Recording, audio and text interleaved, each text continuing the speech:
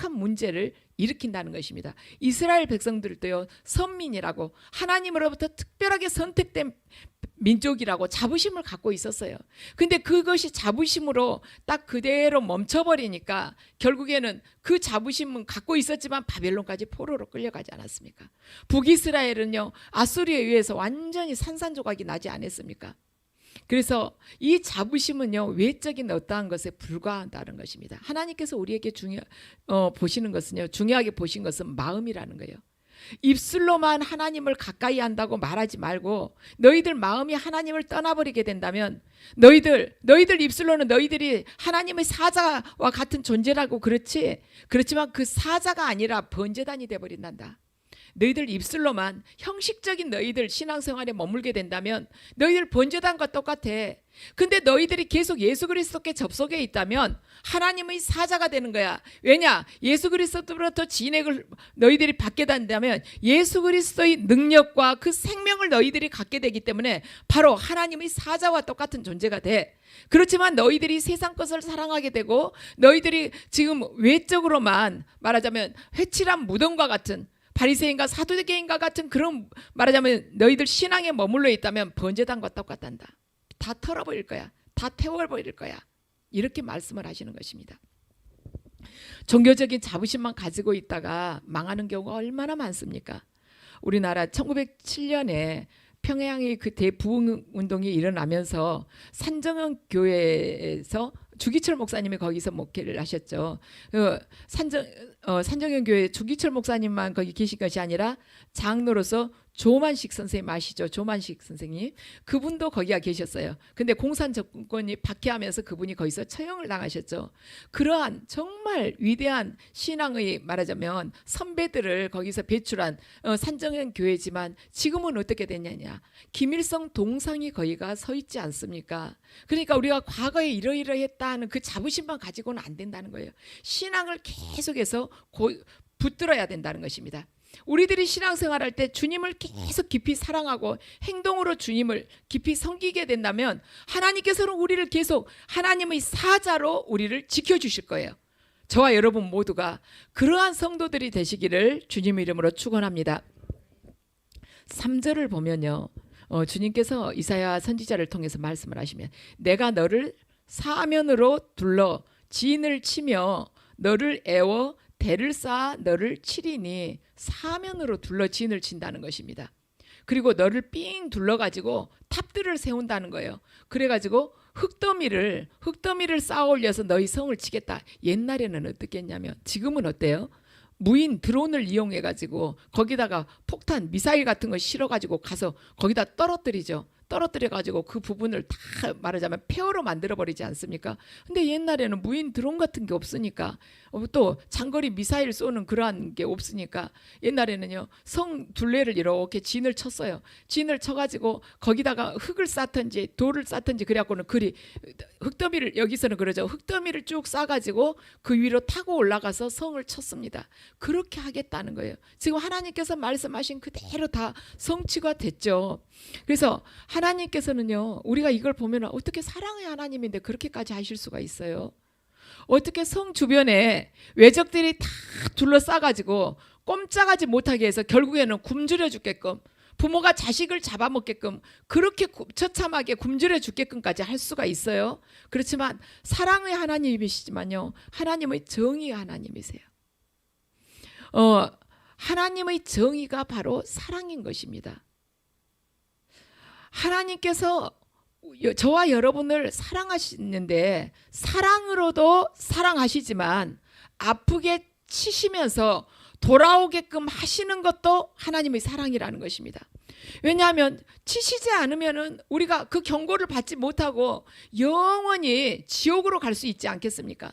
그러니까 하나님께서 앞으로 아프게 우리를 때리시면서 징계를 하시면서 돌아오시게 하시는 것도 사랑이라는 것이죠. 영원한 불 속으로 가지 않도록 하기 위해서. 그러니까 우리가 이걸 가만 보면요, 한 번 구원은 영원한 구원이다 이렇게 말하는 데 있어서 다시 한번 고려를 해볼 필요가 있다는 것이죠. 하나님께서 당신 자녀가 멸망하지 않도록 하기 위해서 치셔서 돌아오게끔 하신다고 하지 않습니까? 그러니까 우리는 나는 구원 받았는데 하고 생각할 수도 있지만은 치시지 않고, 치시는 그 경고도 알아채지 못하고 계속해서 그 길로 가게 되면은 영원한 불 속으로 간다는 그러한 말씀, 앞뒤를 맞춰보면 그러지 않습니까? 그렇기 때문에 우리가 끝까지 깨어 있어야 된다는 거예요. 5절을 보면요, 그럴지라도 내 대적의 무리는 세미한 티끌 같겠고 강포한 자의 무리는 날려가는 겨 같으리니 그 일이 순식간에 갑자기 일어날 것이라.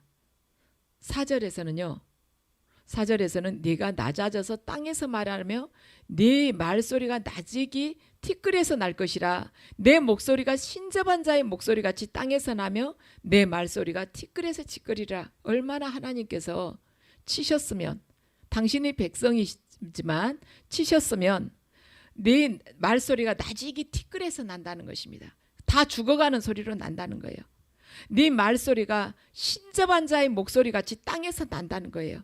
걸걸해가지고 그 유령의 소리처럼 난다는 것입니다. 얼마나 징계를 심하게 받았으면 자기 목소리를 잃어버리고 유령의 목소리처럼, 또는 티끌에서 나는 사람 다 죽어가는 개미 목소리처럼 그렇게 말소리가 확 죽어버릴 수가 있겠습니까? 그런데 5절에서는 뭐라 하냐면 그럴지라도 네가 그렇게 하나님으로부터 말하자면 징계를 받았다 할지라도, 그럴지라도 네 대적의 무리는, 너를 말하자면 고통을 주었던, 너를 쳤던 그 무리는 세미한 티끌 같겠고, 하나님 앞에서는 네가 정말 두려워했었던, 너를 흉포하게 대했던 그 대적도 하나님 앞에서는 티끌 같다는 것입니다. 그 강포한 무리가 그냥 겨처럼 한순간에 다 날아가 버린다는 거예요. 그걸 하나님께서 한순간에 하실 수 있다는 것입니다. 이 4절이 티끌은 하나님 백성을 두고 하는 말이고, 5절이 티끌은요, 하나님 백성을 쳤던 그 대적들을 두고 하신 말씀인 것입니다. 바로 바벨론을 두고 하신 말씀은 한순간에 날려버리겠다는 거예요. 하나님께서는 바벨론도 한순간에 날린다는 것입니다. 우리 북한 공산 정권이 굉장히 무섭게 느껴질 때가 있죠. 지금 핵을 가지고 자꾸 도발을 하려고 겁을 주고 있지 않습니까? 어디까지 쏘았네, 만 킬로미터도 사정거리 안에 다 들어오네, 이렇게 하고 있지 않습니까? 그런데 그런 북한 김정은 정권도 하나님 손아귀 속에서는 한순간에 겨처럼 날려버릴 수 있다는 것입니다. 그래서 우리가 계속 기도를 해야 돼요. 북한 공산 정권이 핵과 미사일을 전혀 쓰지 못하고 조용히 확 무너지게 해주시옵소서, 이렇게 기도를 해야 된다는 것입니다. 왜냐하면 핵과 미사일을 쏜다 해서, 그들이 사용한다 해서 그들이 이 전쟁에서 이긴다는, 승전을 한다는 보장이 없지만 일단 사용을 하게 되면 우리 남한에서도 피해를 보잖아요. 우리 한국도 어느 부분이 무너지지 않겠습니까? 그러니까 그런 일 없이 그냥 조용히 무너지기를 우리가 주님의 이름으로 계속 기도를 해야 된다는 것입니다.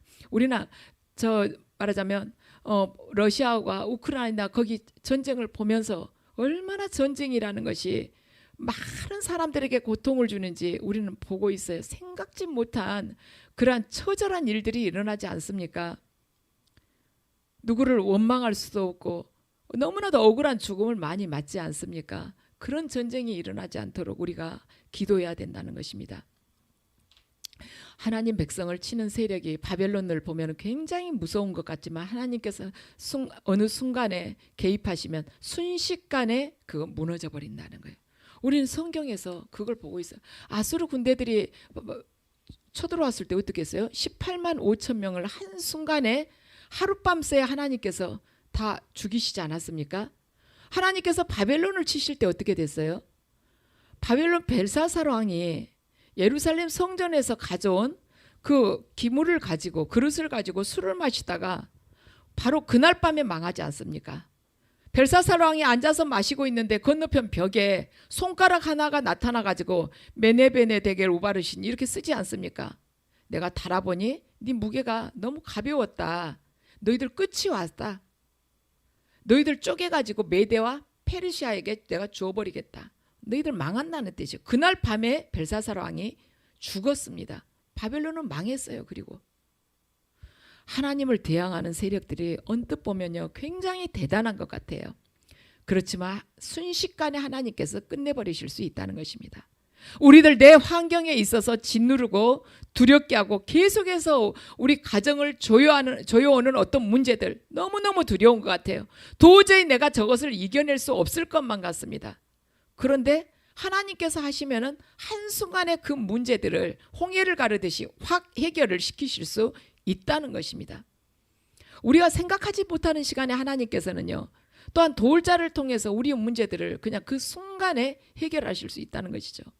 제가 얼마 전에 이렇게 모임을 가게 됐어요. 노예 모임을 가게 됐는데 터미널에서 이제 버스를 타고 가려고 이미 이제 버스표를 예약을 해놨거든요. 이제 9시 반으로 예약을 해놨어요. 그걸 타면은 딱 정확하게 그 11시에 딱 도착을 할 것 같더라고. 그런데 아침에 일어나서 가만 생각하니까 정확하게 도착하느니 30분 전에 도착하도록 가야지 하고는 이제 9시로 30분을 앞당겼어요. 앞당기고는 막상 나갈 때는 그걸 또 잊어버리고 그새 그리고는 9시 반으로 생각을 하고 이렇게 갔는데 가다 생각하니까는 30분 앞당겼다는 생각이 나요. 이미 지하철에서 9시가 넘었어요. 그러니 어떻게 됐겠어요? 표는 이제 무효가 돼버렸잖아요. 그러니까 이제 지하철에서 오면서 9시 반 표라도 막 예약을 했어요. 그러고는 이제 포기를 했죠. 근데 제가 잘못해가지고 버스 못 탔는데 뭐 누구를 어떻게 하겠어요. 말해봐야 정신없다는 말이나 듣지. 그러고는 이제 딱 도착하니까 한 9시 15분 정도 됐어요. 이제 너무 마음도 안 좋고 그래서 커피는 한 잔 마셔야지 하고는 커피를 사러 갔거든요. 딱 사러 가는데 저쪽에서 어느 기사분이 딱 오시는 그분도 커피 마시러 온 거예요. 그래가지고 저도 이제 커피 주문해놓고 그분도 주문해놓고 근데 이제 제가 취소했던 딱 중앙고속인 거예요. 그래서 그 기사분한테 제가 이렇게 차표를 해가지고 이렇게 정신이 없어가지고 9시 표를 해놓고는 9시 넘어서 와버렸어요. 그러면서 어떻게 해야 돼요 그런 건요? 그랬더니 그거 돈 어느 정도 되돌려 받을 수 있다는 거예요. 그래서 어떻게 되돌려 받아요? 제가 잘못했는데 그랬더니 아니에요. 몇 표로 공제하고 해준다고. 그러면서 그 기사분이 본인이 다 해가지고 딱 이걸 환불을 딱 받게끔 해놓고는 커피 딱 받아가지고 가시는 거예요. 눈 깜짝을 쏴요. 그 일이 일어났어요.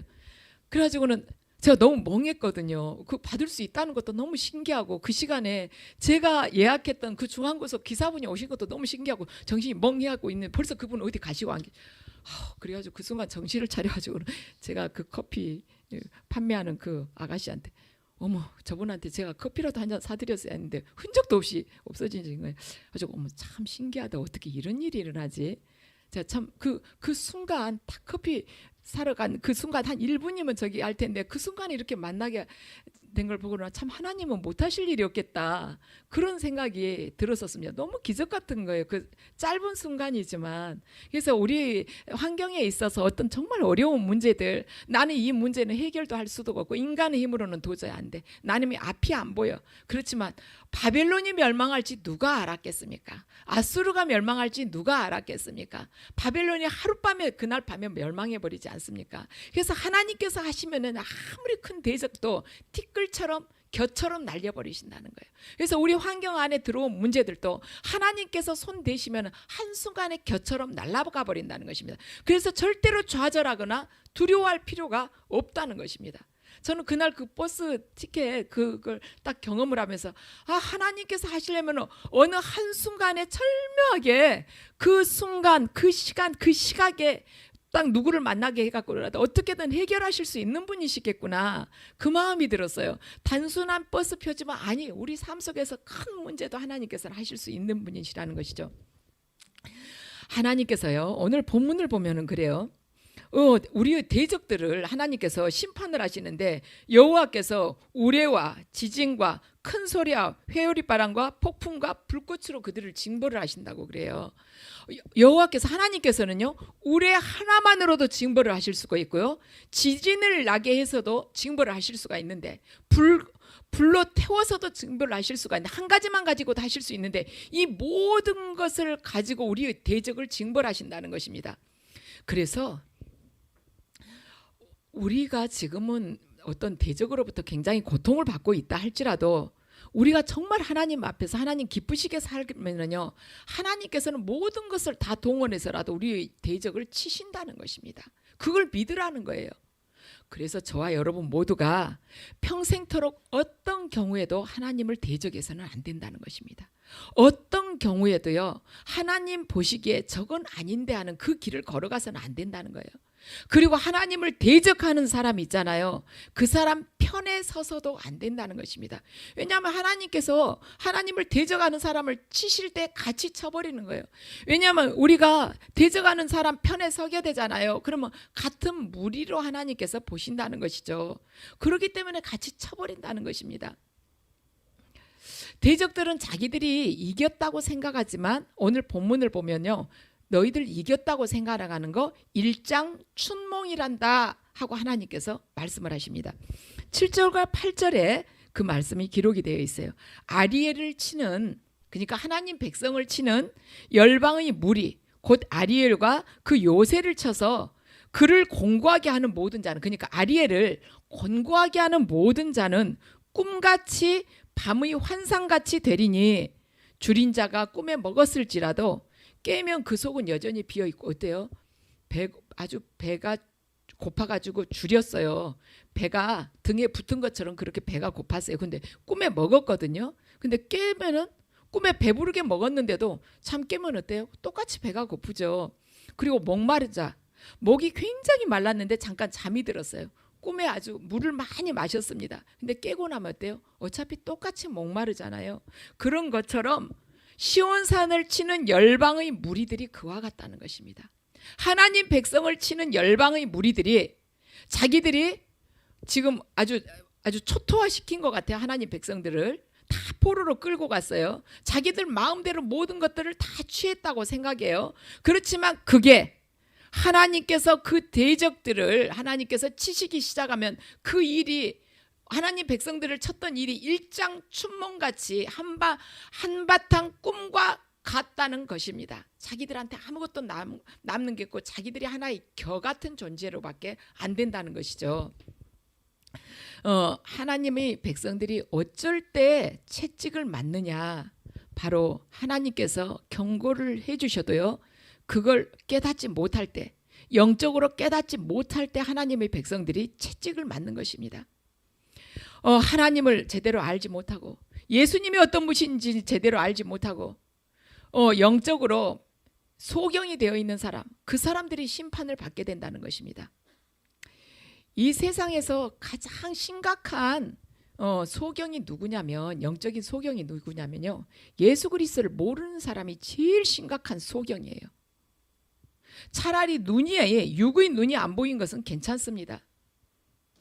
하나님을 만나면 돼요. 새로운 세계를 하나님께서 열어주세요. 그런데 영적으로 자기는 눈이 뜨여가지고 본다 하지만 영적으로 소경인 자, 그 자는 영원한 지옥에 가기 때문에 그게 가장 심각한 소경이라는 것입니다. 고린도후서 4장 4절 말씀을 함께 읽으시겠습니다. 고린도후서 4장 4절 제가 읽겠습니다. 4장 4절입니다. 그중에 이 세상의 신이 믿지 아니하는 자들이 마음을 혼미하게 하여 그리스도의 영광의 복음의 광채가 비치지 못하게 함이니 그리스도는 하나님의 형상이니라. 아멘. 세상 신이 믿지 아니한 자들이 마음을 혼미하게 해가지고 그리스도의 하나님의 그 복음의 말씀이 그들에게 비치지 못하게 한다는 것이에요.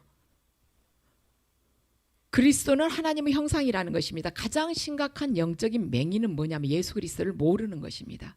이것이 가장 슬픈 일이에요.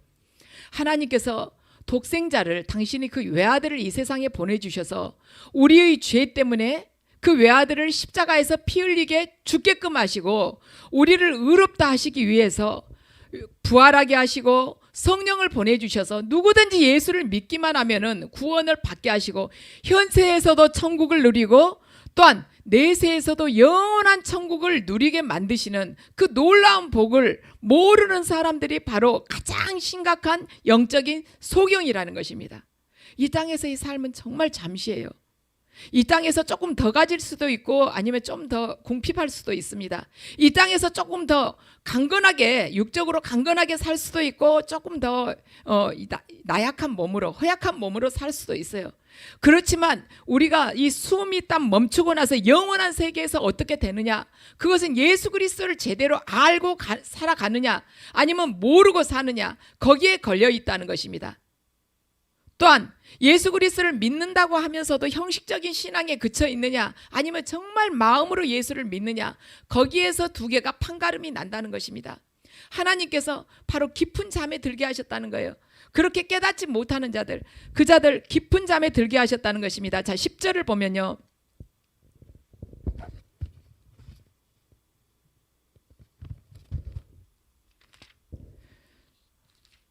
29장 오늘 본문 10절을 보면요, 대저 여호와께서 깊이 잠들게 하는 영을 너희에게 부어주사 너희의 눈을 감기셨음이니 그가 선지자들과 너희의 지도자인 선견자들을 덮으셨습니다. 그러니까 하나님의 말씀을 전한다는 영적인 지도자들, 지금 이 시대로 말하자면 목회자들, 지도자들을 영적으로 소경이 되게 그냥 하셨다는 것입니다. 그래가지고 제대로 진리를 전하지 못하게끔 그냥 허락하셨다는 거예요. 그런데 우리가 계속 주님을 기쁘시게 하면서 그분의 진리에 늘 갈급해하고 깨어있게 된다면 반드시 하나님께서 주신 그 말씀을 전하게 된다는 것입니다. 많은 사람들이 눈치를 보면서 사람들이 싫어하는 말을 하고 싶어 하지 않아요. 정말 그거 힘들죠. 이 말씀을 예레미야 선지자 보면 그러잖아요. 정말 자기 속에서 그 말씀을 전하면은 분명히 이스라엘 백성들이 자기들에게 또 자기에게 또 비웃고 자기에게 말하자면 조소를 하고 자기에게 해를 끼칠 게 뻔한데도 자기가 이 속에서 하나님의 말씀이 뜨거워서 전하지 않을 수가 없다는 거예요. 육적으로 생각했을 때는 절대 전하고 싶지 않아요. 그렇지만 하나님께서 계속 뜨거운 마음을 주시기 때문에 전하지 않을 수가 없다는 것입니다. 정말 그래요. 이 강대상에서는 꼭 하나님께서 주시는 말씀만 전해야 되는 것입니다. 너무 요즘에 그러잖아요. 막 농담 많이 섞어가지고 하면은 설교가 재밌고 시간 금방 가잖아요. 근데 너무 그쪽으로 흐르다 보면은 복음을 훼손할 수가 있기 때문에 이 자리에서는 조금 재미가 없어도 예수 그리스도의 생명을 전하는 것을 하나님께서 원하시는 것이고, 또한 예수 그리스도의 그 생명이 전해질 때 주님의 생명이 함께 흘러나가는 것이고 하나님께서 임재하시는 것입니다. 여호와를 섬기는 것을 자꾸 멀리하게 되면은요, 나중에는 하나님께서 영적으로 깊이 잠들게 그냥 내버려 두시는 것입니다. 그래서 영적으로 깊이 잠들게 되면 어떻게 돼요? 말씀을 들어도 무덤덤, 또한 실천하라게도 꼼짝하지 않아요. 또한 삶 속에서 아무 열매도 맺어지지 않습니다. 어둠의 세력들이 집에 들어와서 가족들을 분열시켜도 악한 영들이 그런지 전혀 느껴지지 않아요. 왜냐하면 영적으로 잠들어 있기 때문에. 내 자식이 어둠의 세력에 끌려가가지고 밤에 나가서 무슨 짓을 하든 무엇에 중독돼서 무슨 짓을 하든 알지를 못하는 것입니다. 재산이 다 날아가든 모르고 망해도 몰라요. 영적인 잠에 빠져 있기 때문에. 자, 로마서 13장 11절에서 14절을 함께 읽으시겠습니다. 아차, 제가 자꾸 잊어버린다 이렇게.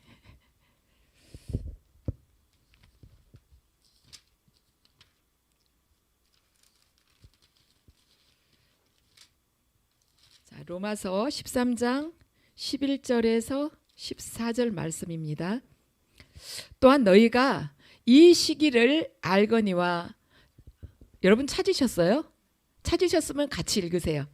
또한 너희가 이 시기를 알거니와 자다가 깰 때가 벌써 되었으니 이는 이제 우리의 구원이 처음 믿을 때보다 가까웠습니다.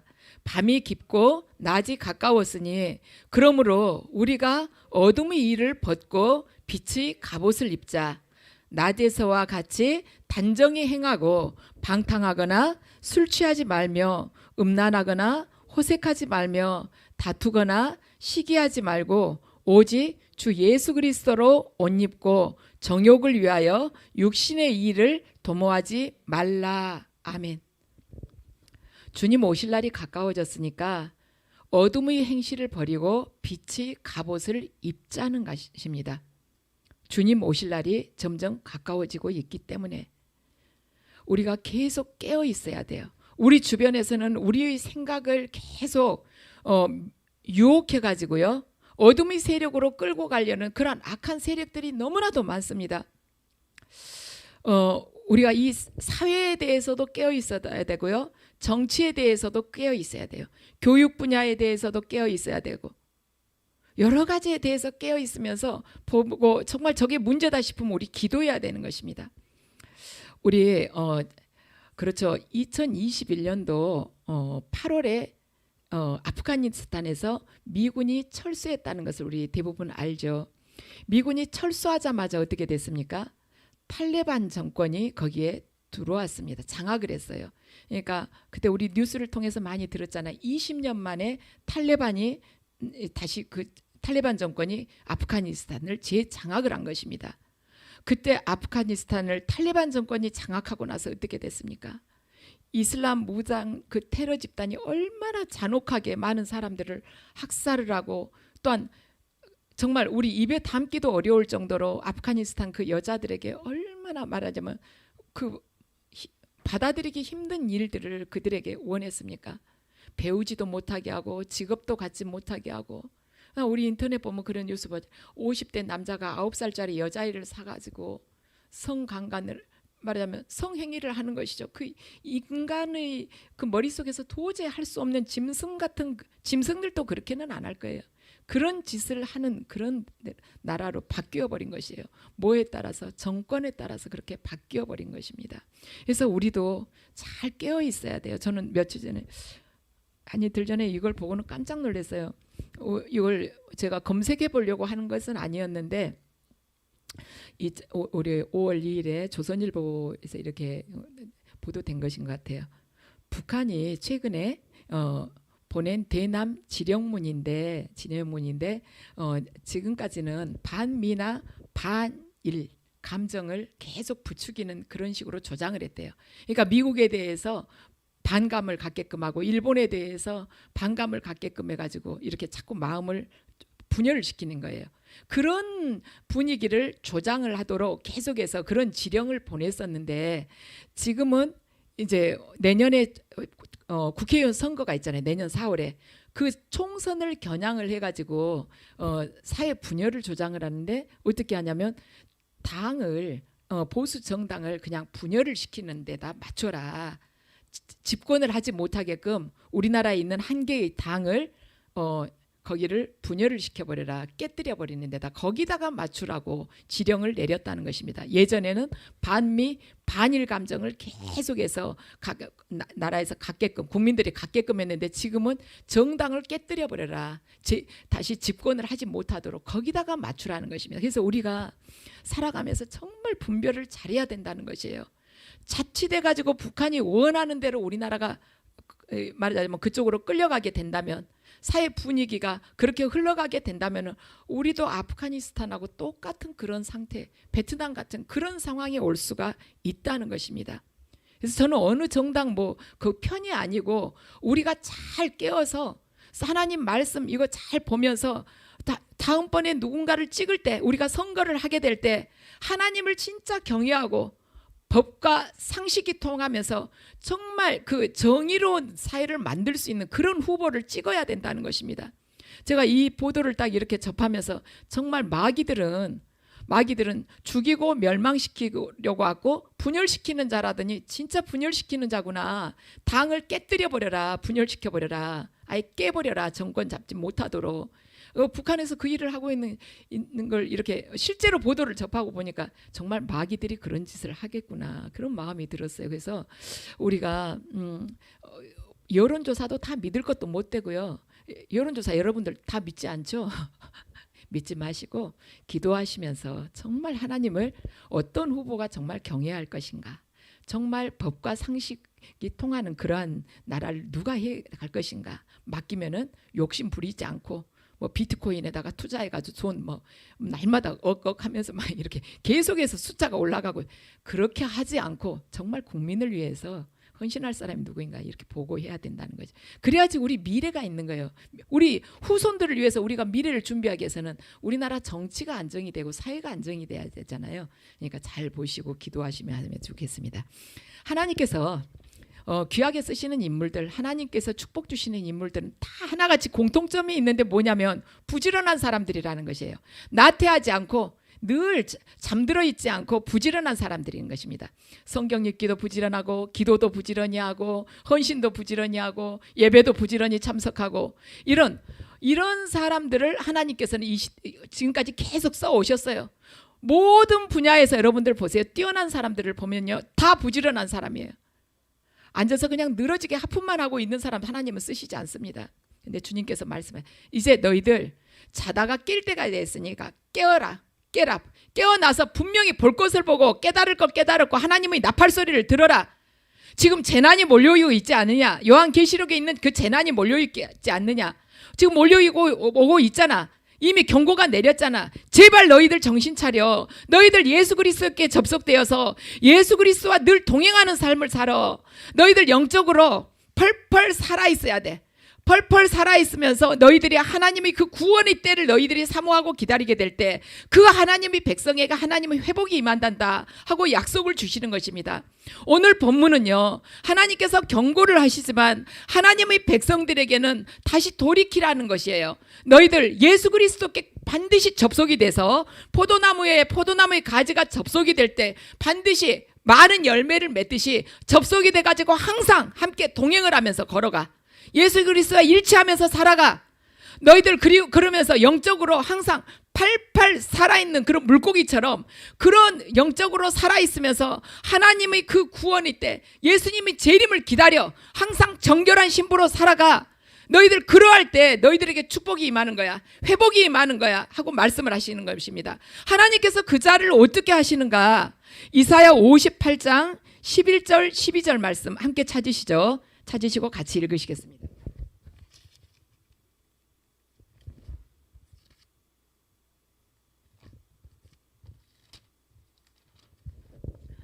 (58장) 11절 12절 말씀입니다. 찾으셨어요? 네, 함께 읽으시죠. 너를 항상 인도하여 메마른 곳에서도 내 영혼을 만족하게 하며 내 뼈를 견고하게 하리니 너는 물된 동상 같겠고 물이 끊어지지 아니하는 샘 같을 것이라.